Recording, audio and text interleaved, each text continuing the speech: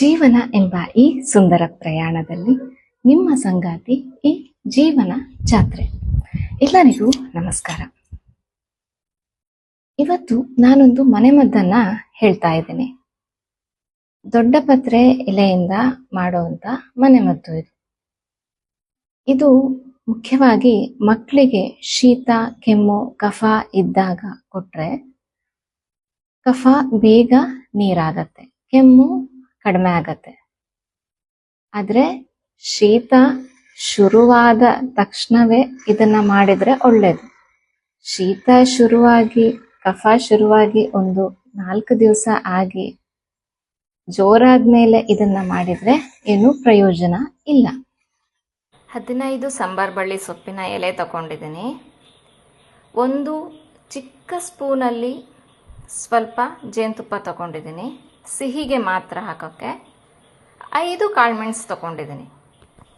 ಇಷ್ಟೇ ಸಾಕಾಗತ್ತೆ. ಚಿಕ್ಕ ಮಕ್ಕಳಿಗೆ ಶೀತ, ಕೆಮ್ಮು, ಕಫ ಆದರೆ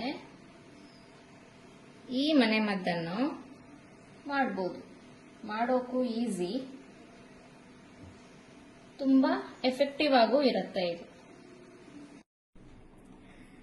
ನಾನಿಲ್ಲಿ 15 ಸಂಬಾರ್ ಬಳ್ಳಿ ಸೊಪ್ಪು ತಗೊಂಡಿದ್ದೀನಿ. ಇದನ್ನೀಗ ನಾನು ಬೆಂಕಿಲಿ ಸುಟ್ಕೊಂಡಿದ್ದೀನಿ. ಇದ್ರದ್ದು ಚೊಟ್ಟೆಲ್ಲ ತೆಗೆದು ಇದನ್ನೀಗ ಹಿಂಡಬೇಕು, ರಸ ತೆಗಿಬೇಕು.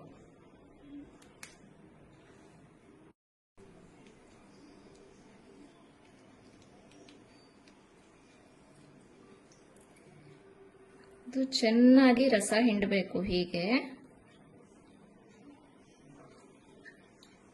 ಆದಷ್ಟು ರಸ ಹಿಂಡಿ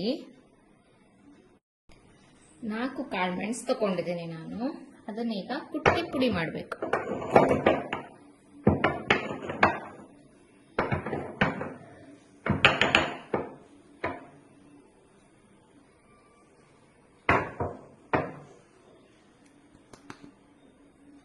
ಹಾಕೋತಾ ಇದ್ದೀನಿ.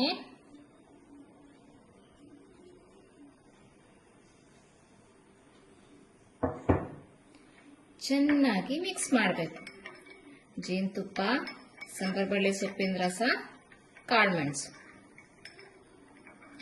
ಚಿಕ್ಕ ಮಕ್ಕಳಿಗಾದ್ರೆ 2-3 ಸ್ಪೂನ್ ಸಾಕಾಗತ್ತೆ. ಸ್ವಲ್ಪ ದೊಡ್ಡ ಮಕ್ಕಳಿಗಾದ್ರೆ ಇಷ್ಟು ಕೊಡಬಹುದು. ನನ್ನ ಮಗನಿಗೆ ಇಷ್ಟು ಕೊಡ್ತೀನಿ. ಸಬ್ಸ್ಕ್ರೈಬ್ ಮಾಡಿ. ಇದು ಕೇವಲ ಚಾನೆಲ್ ಅಲ್ಲ, ಇದು ನಿಮ್ಮ ಜೀವನ ಜಾತ್ರೆ. ಧನ್ಯವಾದಗಳು. ಸರ್ವೇ ಜನ ಸುಖಿನೋ ಭವಂತು.